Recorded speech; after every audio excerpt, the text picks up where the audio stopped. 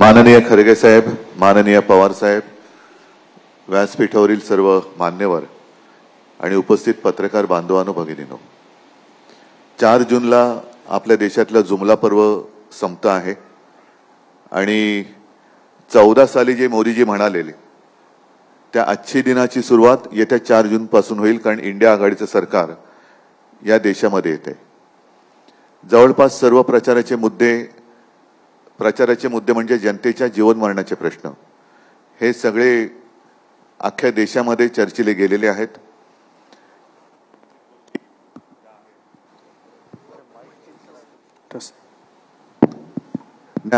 हा मध्ये येतोय, नाही येतो आवाज, नाही तर ठेवतो।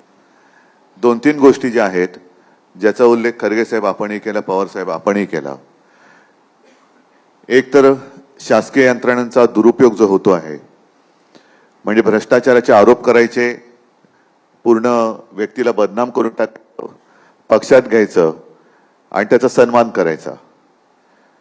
महत्त्वाचा मुद्दा जो मी माझ्या कालच्या भाषणात सुद्धा मांडला की महाराष्ट्राला हे बदनाम करतायत, महाराष्ट्राला लुटतायत आणि मुंबई हे देशाचं आर्थिक केंद्र हे त्यांना बघवत नाहीये। मुंबईची लूट करायची आणि सगळं काही गुजरातला घेऊन जायचं, ही मुंबई आणि महाराष्ट्राची लूट आपलं इंडिया आघाडीचं सरकार थांबवेल आणि परत एकदा महाराष्ट्राचं वैभव जेवढं होतं त्याच्यापेक्षाही अधिक कित्येक पटीने हे महाराष्ट्रात आम्ही परत आणू। सध्या एकूणच जो कारभार चाललेला आहे, असा कारभार जगात कुठेही नसेल। एका घटनाबाह्य सरकारच्या प्रचारासाठी आणि त्यांच्या उमेदवारांसाठी, गद्दारांच्या प्रचारासाठी देशात पंतप्रधान येत आहेत।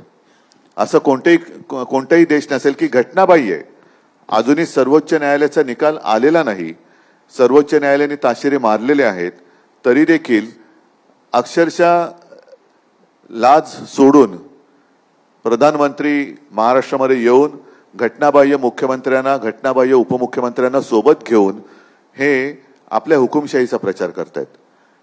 असा प्रकार कधी कुठे घडलेला नव्हता। आणि मी जे काय म्हणतो की जे देतील साथ त्यांचा करू घात, 1-1.5 वर्षापूर्वी भारतीय जनता पक्षाचे अध्यक्ष नड्डा हे म्हणाले होते की या देशामध्ये एकच पक्ष राहील। मी कालच माझ्या एका मुलाखतीत म्हटलंय की आम्हाला हे नकली सेना म्हणतात, उद्या RSS ला सुद्धा हे नकली संघ म्हणतील आणि योगायोग असेल काही असेल। खरगे साहेब आजच्या इंडियन एक्सप्रेसमध्ये नड्डा साहेबांची मुलाखत आलेली आहे, त्याच्यात त्यांनी म्हटलं की आता भाजपा हा स्वयंपूर्ण झालेला आहे, त्याला RSS ची गरज नाही।